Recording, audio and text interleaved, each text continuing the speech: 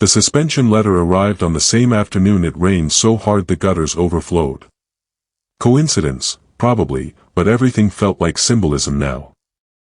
Elena Vasquez sat at her desk in the cramped office of Cascade Community Services, the non-profit where she'd worked for 11 years, and read the letter from the board chair 3 times. The words didn't change on the third reading, which meant they weren't going to change, no matter how many times she looked at them. Pending investigation into allegations of financial irregularities. Placed on administrative leave effective immediately. Will be presumed innocent pending outcome of formal review.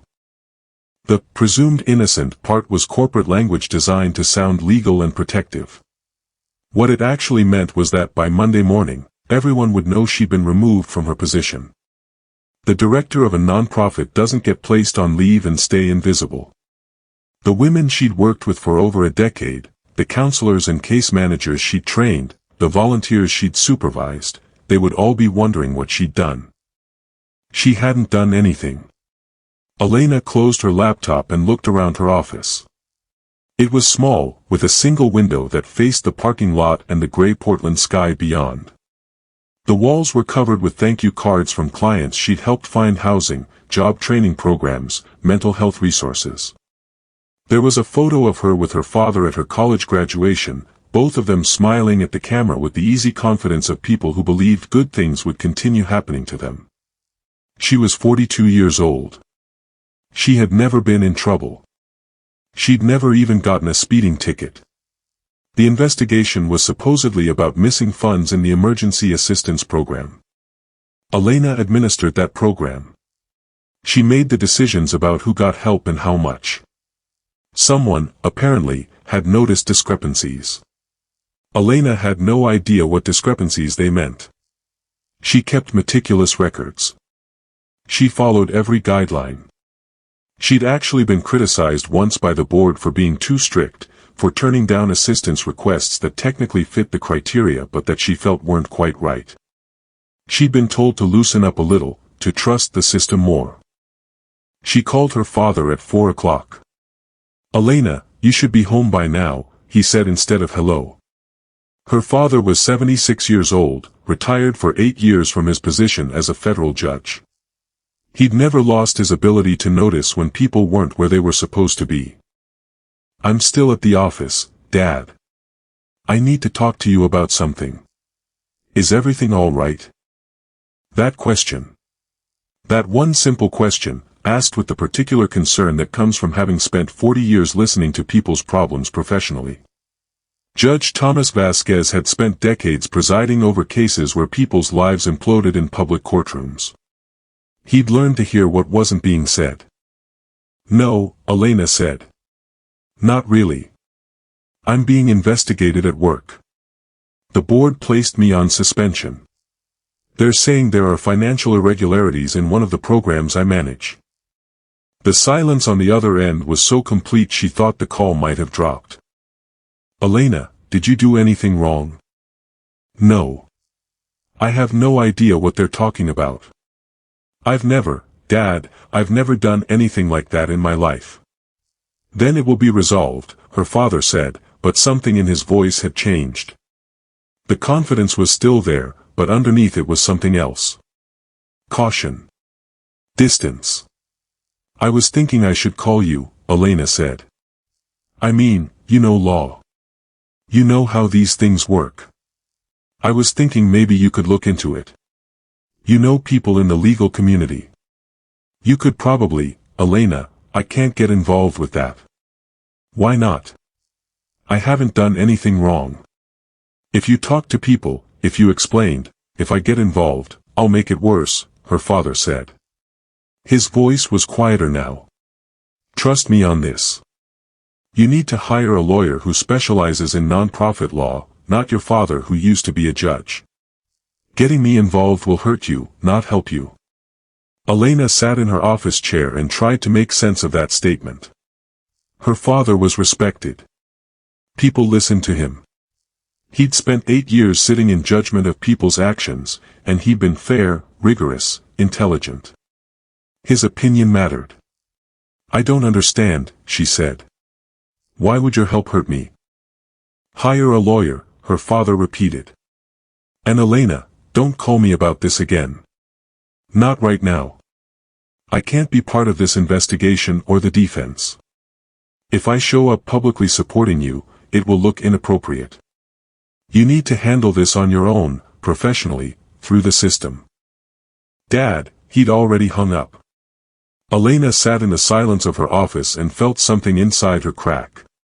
It was a small crack, hairline, the kind you don't notice until the whole thing shatters. She'd called her father because he was her father, because that's what you did when your life fell apart. And he'd told her not to call him again. She drove home to her apartment in southeast Portland, a place she'd lived for 5 years. It was a good apartment, hardwood floors, a small garden, rent she could manage on her non-profit salary.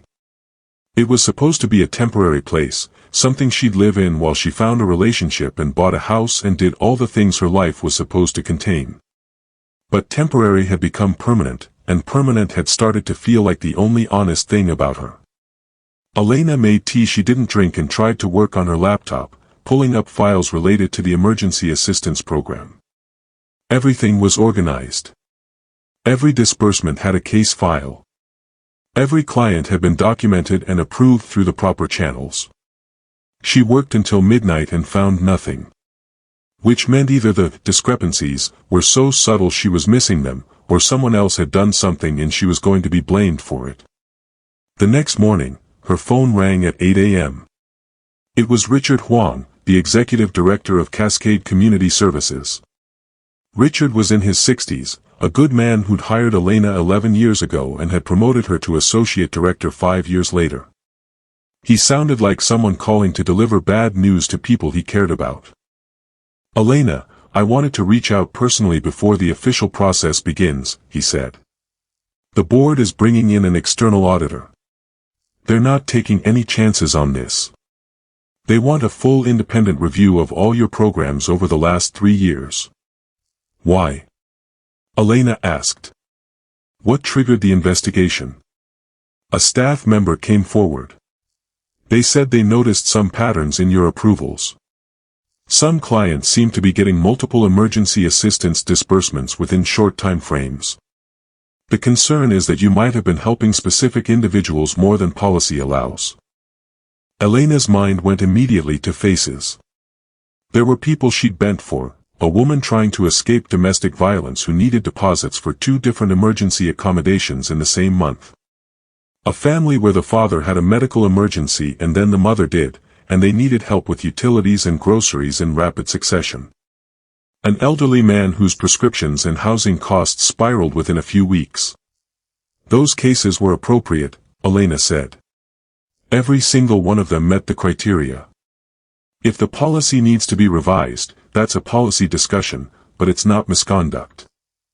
I believe you, Richard said, and Elena heard the careful way he said it, the same way you might say you believe someone when they tell you they're not the one who ate the last cookie, knowing there's probably something more complicated happening underneath. But right now, I can't do anything but follow the process. The board wants this investigated thoroughly.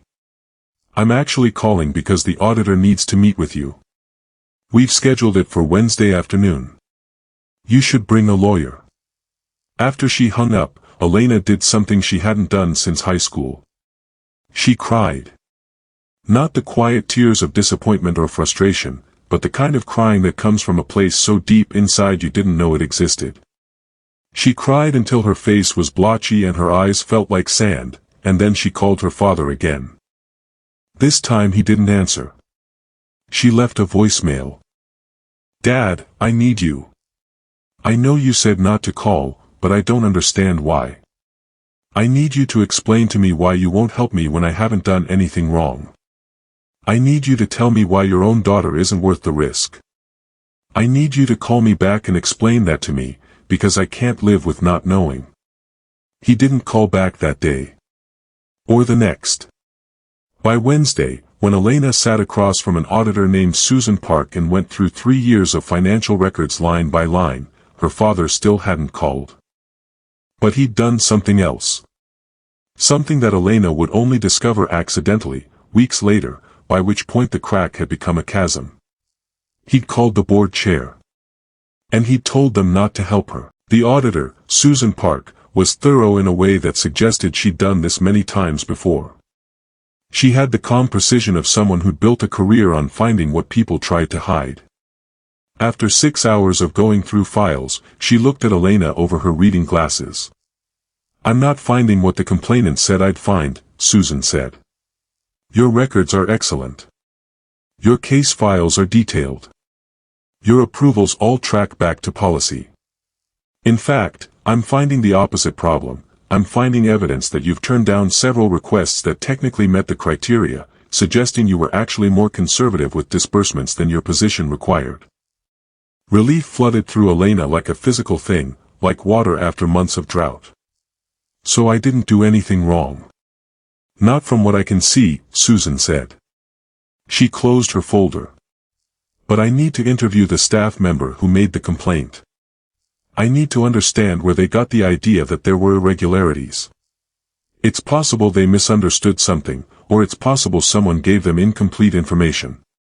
Either way, I need to find out." The staff member who'd made the complaint was Patricia Chen, a case manager in Elena's department. Patricia was in her early 30s, smart and dedicated, but she'd been passed over for a promotion the year before. Elena had recommended someone else, a woman who'd been there longer and had more specialized training. Patricia had seemed to accept the decision, but Elena had noticed a change afterward. The easy friendliness had cooled. The collaboration had become more perfunctory. Patricia came to the office on Thursday to meet with Susan. Elena wasn't present for the meeting. That was part of the process, maintaining separation between the complainant and the person being investigated. But she heard the muffled sounds of their voices from the conference room. Patricia sounded upset. Susan sounded patient. When Patricia left, she looked directly at Elena as she passed her desk. There was something in that look, not quite guilt, not quite defiance. Something closer to fear. Susan Park requested a follow-up meeting with Elena on Friday afternoon. The complainant admits she doesn't have documentation of the irregularities she reported, Susan said without preamble. When I asked her specifically what she'd observed, she became unclear. She mentioned conversations with another staff member, but when I asked who, she said she didn't remember. Elena's jaw tightened. I think what happened here is that Patricia heard through office gossip that some clients were getting repeated assistance. She may have made an assumption about why, and she reported that assumption to the board without verifying it. I'm going to include that in my report. What will happen to her? Elena asked. That's not my call. That's between Patricia and your executive director. My role is to assess the financial integrity of the program, and that's clean. You're going to be cleared. But Elena didn't feel cleared.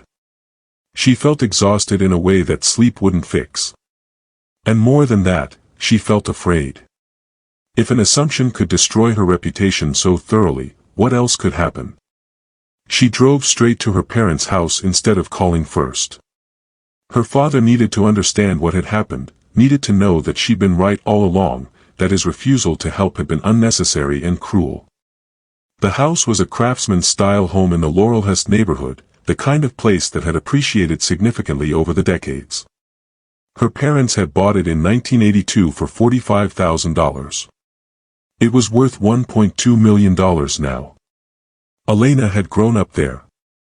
She had skinned her knees on those front steps and watched her mother plant roses in that garden and learned about integrity and justice and family loyalty from her father over dinner conversations that often lasted hours. Her mother, Catherine, answered the door in gardening gloves. She looked at Elena with the particular expression mothers get when they can tell something is wrong. Is your father home? Elena asked. He's in his study.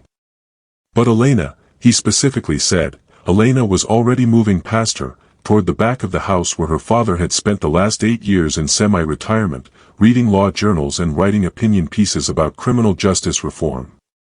She didn't knock. She opened the door. Thomas Vasquez was sitting at his desk, which had been moved to this room when he retired. It was the same desk he'd had in his chambers, mahogany, orderly, with a single lamp and a leather desk pad. He looked up at the sound of her entrance, and something in his face shifted. Recognition, maybe. Or dread. "The auditor cleared me," Elena said. "The financial review is complete. I didn't do anything wrong. Everything was by the book. Everything was appropriate. Which means you refused to help me when you could have helped me, when I needed you most, for absolutely no reason." Her father set down his pen. "Sit down, Elena." "I don't want to sit down. I want to know why you did that. Why you wouldn't even talk to me about it. Why you acted like I'd done something shameful when I haven't." "Sit down," her father repeated, and this time there was something in his voice that made Elena comply. She sat in the leather chair across from his desk, the chair where she'd sat as a teenager while he explained complicated legal concepts, the same chair where she'd sat as an adult asking his advice about jobs and relationships. "I made a call to the board chair," her father said. "I told him to proceed with the investigation without offering you special consideration based on our relationship. I told him that if he treated you differently because you're my daughter, it would compromise the integrity of the process." "You could have just not gotten involved at all," Elena said. "You could have let me handle it." "I know." "Then why did you do it? Why call and tell them not to help me?" Her father stood up and walked to the window. Outside, the afternoon light was starting to fail. The garden Catherine had been tending looked gray in the dimming light. "Because I needed to know," he said quietly. "I needed to know that the process was clean. That you were being investigated fairly, not protected because you're my daughter. Because if I'm being honest with you, Elena, when you called me that first night, my first instinct wasn't to believe you." Elena felt the air leave her lungs. "I'm sorry, but that's the truth.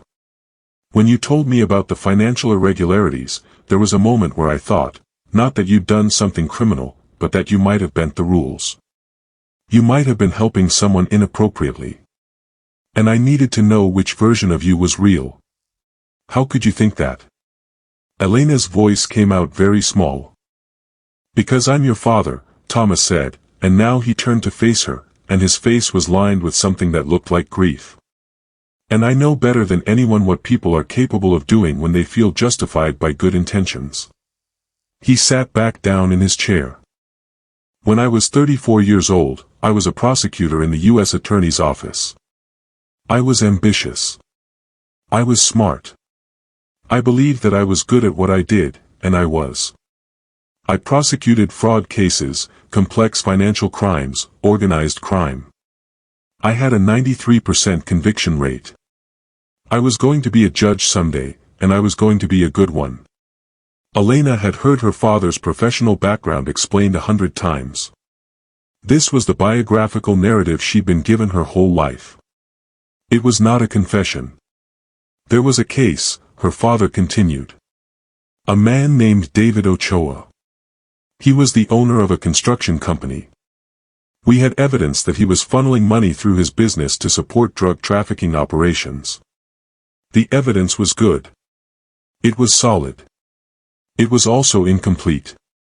He paused, and Elena felt the weight of whatever was coming next pressing against the room like weather. "We had documentation and testimony that showed he was moving money illegally. What we didn't have was proof of the drug trafficking connection. My supervisor said we should file charges on the financial crimes and build the drug trafficking case separately.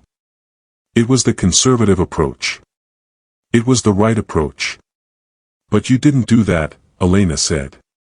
"I went to the grand jury with incomplete evidence and a theory about the drug connection. I made that case sound more solid than it was. I smoothed over the gaps. I implied connections I couldn't prove. I wanted to put David Ochoa in prison for trafficking, not just fraud. I wanted to be the person who stopped the drugs." Her father's hands were folded on his desk, perfectly still. "The grand jury indicted him on both charges based on my presentation. The case went to trial. David Ochoa's defense attorney was good, better than the public defender he'd originally been assigned. The defense attorney tore through my drug trafficking theory. She showed that the evidence I presented was circumstantial and selective. She showed that I presented facts in a way that was designed to mislead rather than to inform. She got the drug trafficking charges dismissed, and the jury was so angry about how I'd handled the case that they acquitted him on the fraud charges too. Elena's mind was struggling to match this story with the father she knew. David Ochoa walked free. He was actually guilty, I had no doubt about that, and later evidence proved it. But he walked free because I decided I was justified in shaping evidence to fit the outcome I wanted. "Why are you telling me this?" Elena asked. "Because 5 years later, when I was applying for a judicial appointment, that case came back. The defense attorney wrote a letter to the disciplinary board describing my conduct. There was an investigation. I was found to have committed professional misconduct. I lost my license for 6 months. It was a public process. It was humiliating. It should have ended my career." He stood up again, but this time he walked to a shelf and pulled down a framed photograph. He handed it to Elena. It was her father, 20 years younger, shaking hands with someone at what looked like an official ceremony. "That's Robert Haynes. He was the judge who presided over my disciplinary hearing. He could have recommended that I be permanently disbarred. Instead, he gave me the minimum sanction. He said that everyone deserves a second chance if they're willing to be honest about what they did. He said that his job wasn't to destroy people, it was to hold them accountable in a way that allows them to rebuild." Elena looked at her father's face in the photograph. He was smiling, but it was a different smile than the one he had in the picture with her at her graduation. That smile had something in it that looked like salvation. "Robert Haynes gave me my life back," Thomas said. "He also became my friend. We talked probably 100 times over the years. He had lunch with our family. He knew you since you were 14 years old." Something cold moved through Elena's chest.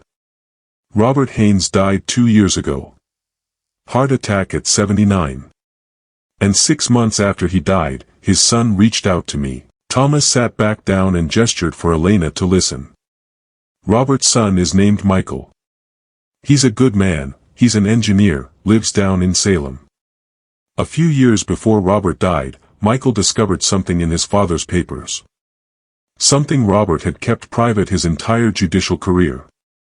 Something that would have destroyed the reputation of a man Robert cared about, but Robert chose to keep quiet." "What was it?" Elena asked. "A case. In 1998, 30 years ago, Robert was presiding over a criminal trial. The defendant was a man named Gregory Vasquez." The name hit Elena like a physical blow. "Gregory Vasquez was my half-brother," Thomas said quietly. "My father had a son with another woman before he married your grandmother. Gregory was born in 1960. I didn't know he existed until I was 25 years old, after my father died." Elena's mind was reeling. Her father had a brother. She had an uncle. Neither of these things existed in her understanding of her family. Gregory got into trouble in his 20s. He was involved in organized crime. He wasn't violent, but he was involved in money laundering, drug distribution, the infrastructure. In 1998, he was arrested in connection with a large-scale trafficking operation. Robert Haynes was assigned to preside over his trial. "Your judge friend was going to judge your brother's case," Elena said. "He was. And Robert told me, years later, when I'd become a judge myself, that he'd made an error in that trial. A significant error. He'd allowed evidence that should have been excluded under the rules. He'd admitted testimony that violated Gregory's rights. The conviction was built on that tainted evidence. Did he reverse it? Did he appeal it?" "No," Thomas said. "He didn't. Because at the trial, Gregory was represented by a young lawyer named David Chen. David did a thorough job, he did everything right. He made all the necessary objections. He preserved every error for appeal. But David was nervous in front of Robert. He didn't push hard when he should have pushed. When Robert admitted the evidence despite David's objections, David didn't fight it as fiercely as he should have. Thomas stood again and walked to his bookshelf. He pulled down a leather-bound volume, one of his judicial opinions, Elena realized. He opened it to a marked page and handed it to her. She read her father's handwriting in the margins. Notes. Analysis. A summary of a case. I wrote that opinion 10 years into my career, Thomas said. I was writing about the importance of appellate review in protecting constitutional rights. And I specifically referenced David Chen's work on that trial. I said that while his performance was competent, it demonstrated the importance of having truly vigorous defense counsel, because our system only works if every layer, trial, appeal, everything, is strong. Elena looked at her father. That was you, she said. You were criticizing your own brother's defense. No, Thomas said. I was criticizing myself. When I wrote that opinion, I knew everything about Gregory's case. And I was describing what should have happened, what I thought Gregory's defense should have looked like, because I knew Robert had made errors that had never been corrected. Did you do anything about it? Did you ever file any kind of, no? Because I was afraid. Because I'd become a judge by then, and bringing up a 30-year-old judicial error would have destroyed Robert's reputation. It would have meant admitting that a federal judge had compromised someone's constitutional rights. It would have meant telling the world that I'd known about it and stayed silent. And more than that. He stopped, and Elena saw her father's hands shake for the first time she could remember. More than that, I would have had to face Gregory. I would have had to tell my brother that I'd had an opportunity to help his case and I'd done nothing. Where is Gregory now? Elena asked. He died 5 years ago. Cirrhosis. He lived a hard life, Elena. He never recovered from prison. He never had the kind of life I had. And I spent 30 years knowing I could have, might have, done something to help him, and I didn't. Elena sat with that information the way you sit with a diagnosis, waiting for her mind to process the shape of it. Why are you telling me this now? Because Michael Haynes found his father's papers 2 years ago, and he called me. He told me that his father had kept notes on that case. Detailed notes about the errors, about the evidence that shouldn't have been admitted, about everything. Robert had never acted on those notes, but he documented them. Michael wanted to know what to do with that information. What did you tell him? I told him to destroy them, Thomas said. I told him that bringing up a case from 30 years ago would destroy his father's legacy, that it would hurt good people, that Robert had been a good judge overall and one mistake shouldn't define his entire career. And Michael listened to me. He destroyed those papers. Elena felt something shift in her understanding of her father. The man she'd known her entire life, the man of integrity, of justice, of unwavering principle, had systematically protected his own comfort at the expense of truth. So when you called me that first night, Elena said slowly, and I told you about the investigation, when you told me about the investigation, I was afraid, Thomas said. I was afraid that you were capable of what I've been capable of. I was afraid that you had bent the rules and justified it the way I've bent rules and justified it. And I was afraid that if I helped you, if I used my position and my influence to protect you, I would be doing exactly what I've always done, protecting my own comfort instead of facing the truth. So you made sure they couldn't help you because you were afraid I might be guilty, Elena said. Her voice sounded strange to her, like it was coming from very far away. I needed to know, Thomas said, that if you were guilty, someone would still find out. I needed to know that I couldn't protect you through sheer force of will and reputation. I needed to know that you would either survive this through your own integrity, or you wouldn't survive it at all. Elena stood up. She felt like if she stayed in that chair much longer, she would root there, become part of the furniture, spend the rest of her life in that study listening to her father explain away his failures with increasingly sophisticated justifications. That's not love, Dad, she said quietly. That's fear. That's you protecting yourself by disguising it as some kind of moral lesson. You're right, Thomas said. It was. And I'm sorry. But Elena was already moving toward the door. Elena, wait. No, she said. I don't think so.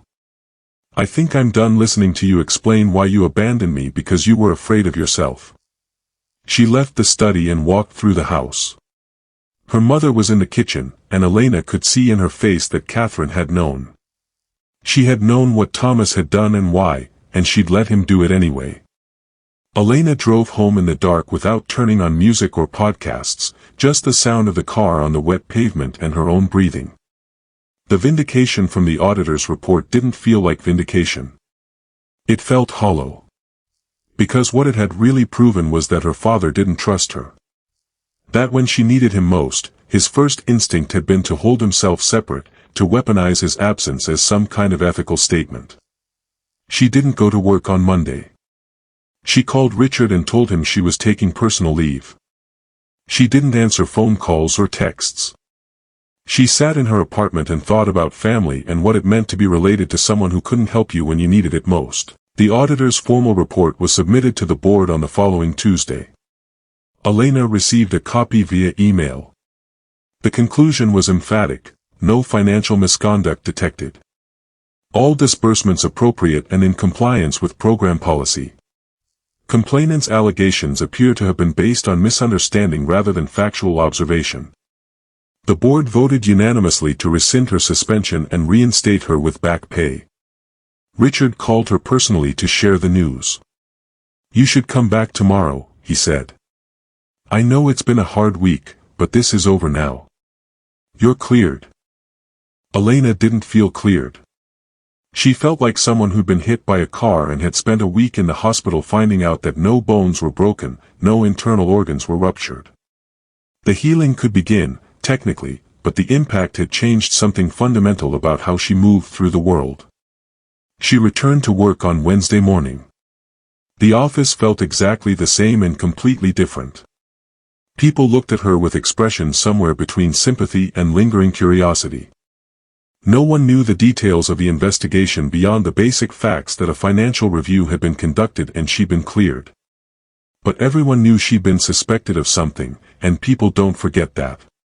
Patricia Chin didn't come in that day. Elena later found out that Patricia had been fired. Richard had decided that making a false accusation against a supervisor was grounds for immediate termination. Elena felt nothing about this information. It seemed irrelevant to what had actually happened. That evening, Elena called her mother. "I need you to listen to me," Elena said. "I need you to understand something. If Dad wants to see me, if he wants to talk to me, he needs to do more than apologize. He needs to explain to me how he justified treating his own daughter the way he treated her." "Elena," her mother started. "I'm not interested in managing his guilt," Elena continued. "I'm not interested in understanding his reasoning or forgiving him because he was trying to prove a moral point. I'm interested in him telling me the truth about what he's been keeping secret. All of it. And I'm interested in him actually living with the consequences of his choices instead of just expecting me to absorb them." "He wants to talk to you," Catherine said quietly. "Then he should write to me," Elena said. "He should put it all in writing. Not just the story about Gregory and Robert Haynes, but all of it. Everything he's never told me. Because I think there's a lot more than that, isn't there? I think you've both been managing me my whole life, deciding what I should know and what I shouldn't know, and I'm done with that." She hung up before her mother could respond. 3 days later, an envelope arrived in her mailbox with her father's handwriting on it. Inside was a letter, not a short apology, but a detailed account that ran to 14 pages. Thomas had written about Gregory and the legal profession and his fear of his own capacity for moral compromise. But he'd also written about other things. A woman he'd cared for before he met Catherine, and how he'd ended that relationship because Catherine was from a better family. A client he'd failed to recuse himself from because he'd wanted the opportunity to make a particular legal argument. A judicial candidate he'd publicly supported despite knowing private information that suggested the candidate was unethical, because that candidate had supported Thomas's nomination to an appellate court. On page 12, he wrote, I spent my career thinking that I was a good judge because I made good decisions from the bench, because I treated people fairly in courtrooms. I didn't think about the private decisions I made as a person. I didn't think about the moments when I chose comfort over integrity, when I chose my own reputation over another person's truth. I thought those private decisions were separate from who I was professionally. I thought you wouldn't know about them, and if you didn't know, they didn't count. But children know their parents in a way that penetrates all our careful separations. You learned from me, not from my words, but from watching what I did. I taught you that integrity was important, and then I showed you through my actions that there are acceptable exceptions to that integrity if the stakes are high enough and the right people are involved. I taught you that justice matters, and then I showed you how to rationalize away injustice when justice costs too much. When I heard about your investigation, I was terrified that you had learned my lessons too well. On page 13, he wrote, I understand if you can't forgive me. I'm asking you to read this and then decide if you want to see me again. Either way, I want you to know that I'm going to spend the rest of my life trying to live differently.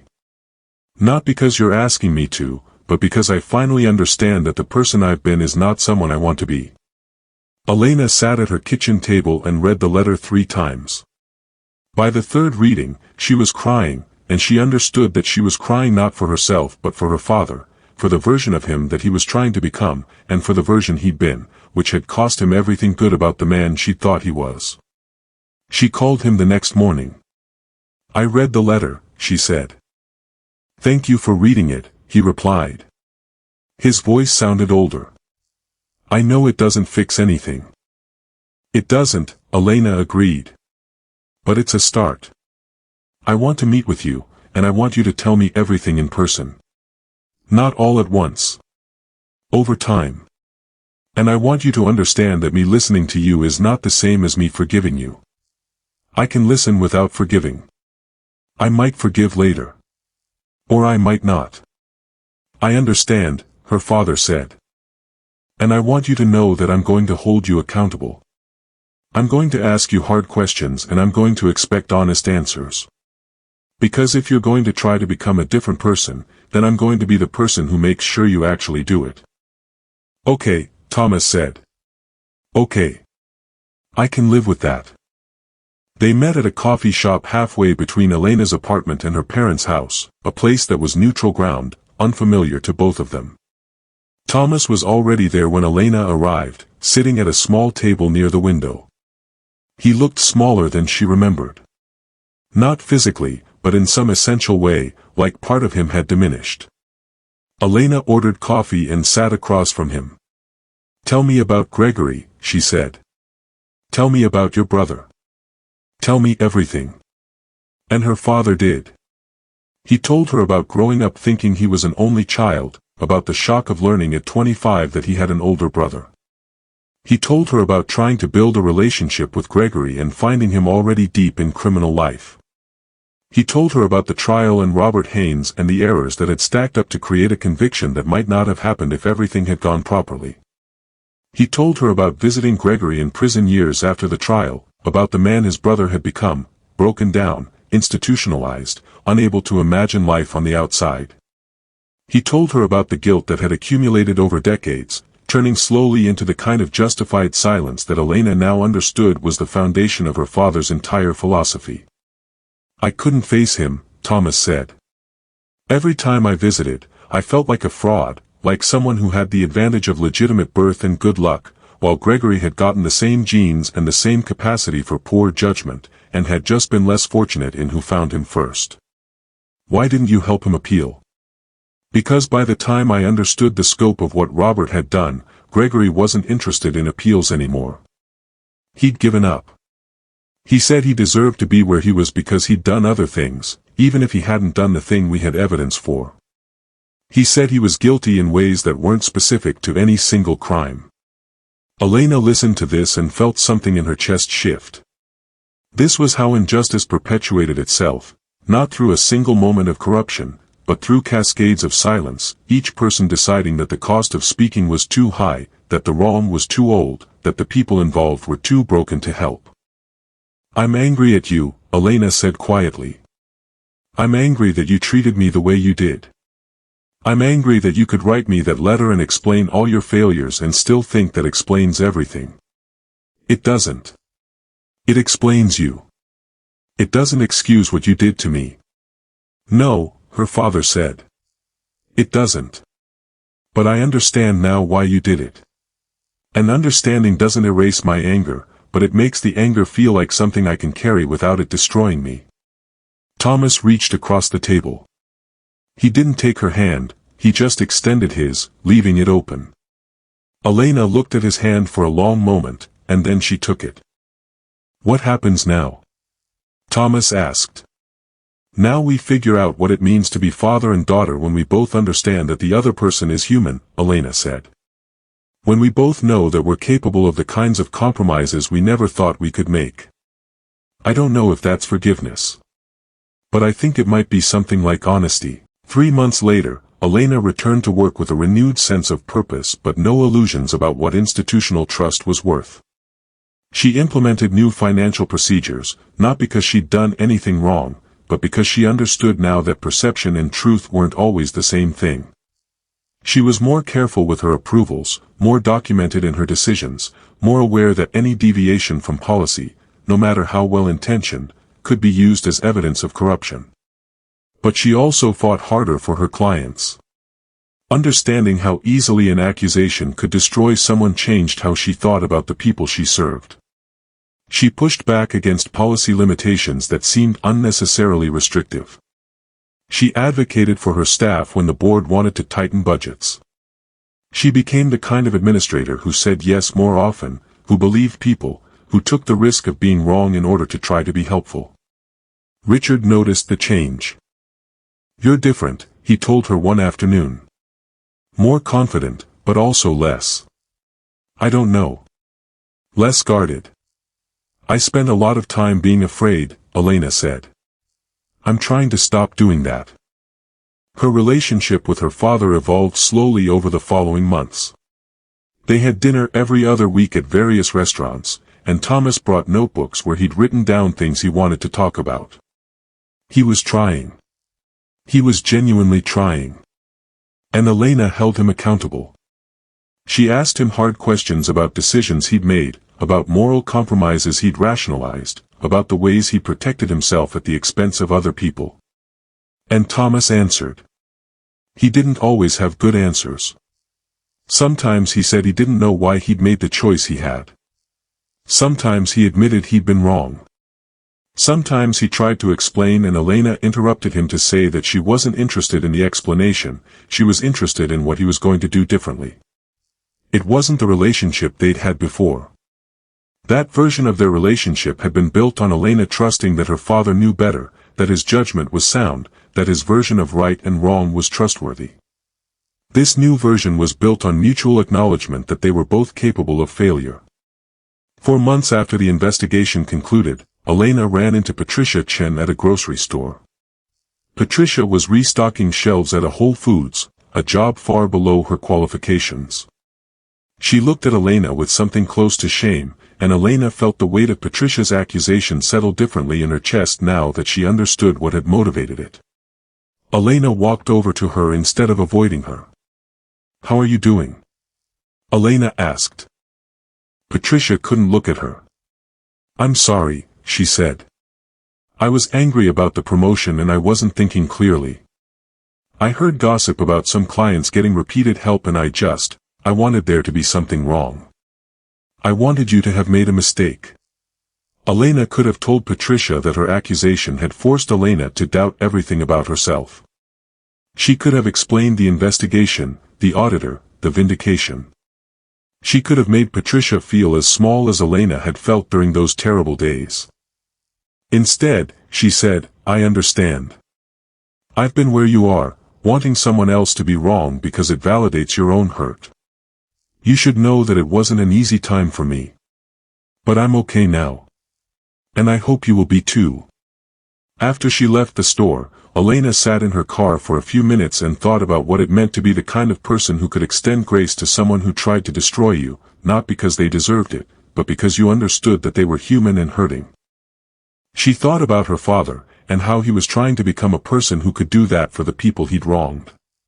She thought about Patricia Chen, and whether she would someday achieve the kind of peace that came from understanding yourself and then choosing to do better.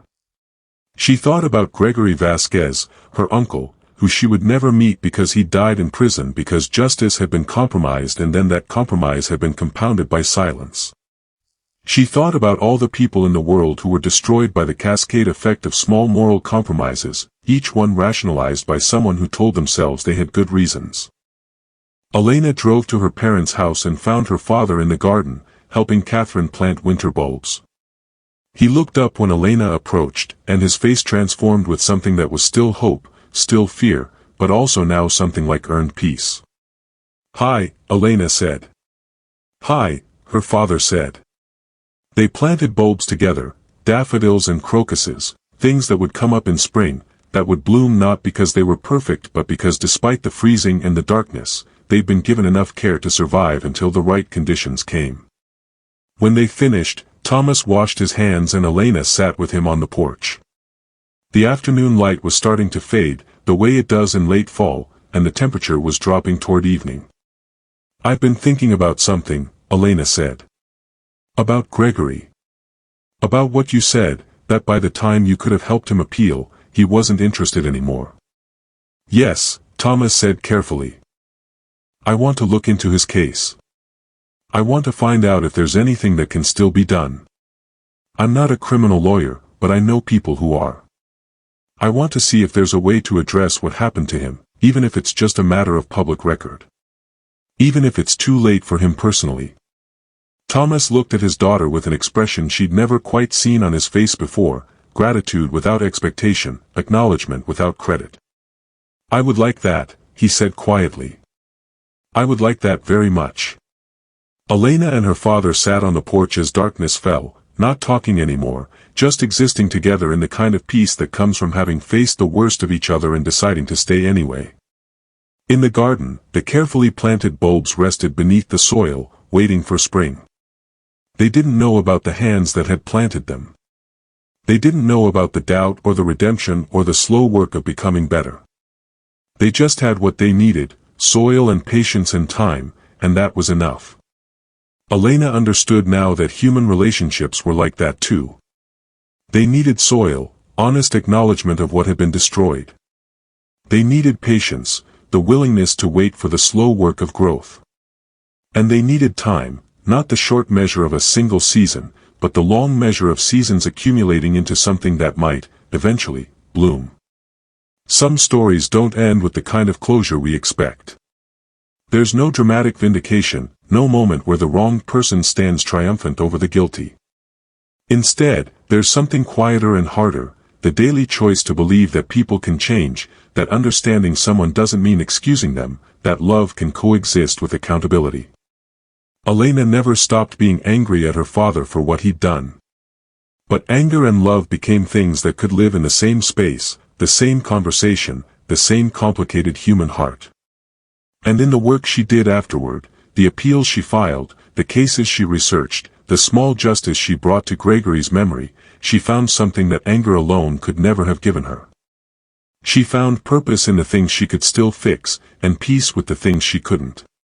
If this story has resonated with you, if you've ever felt betrayed by someone you trusted, or if you've been the one doing the betraying, I'd be grateful if you'd consider subscribing. These stories about family, about justice, and about the possibility of second chances, they matter. They matter because they remind us that we're not alone in the complexity of our hearts. Thank you for watching.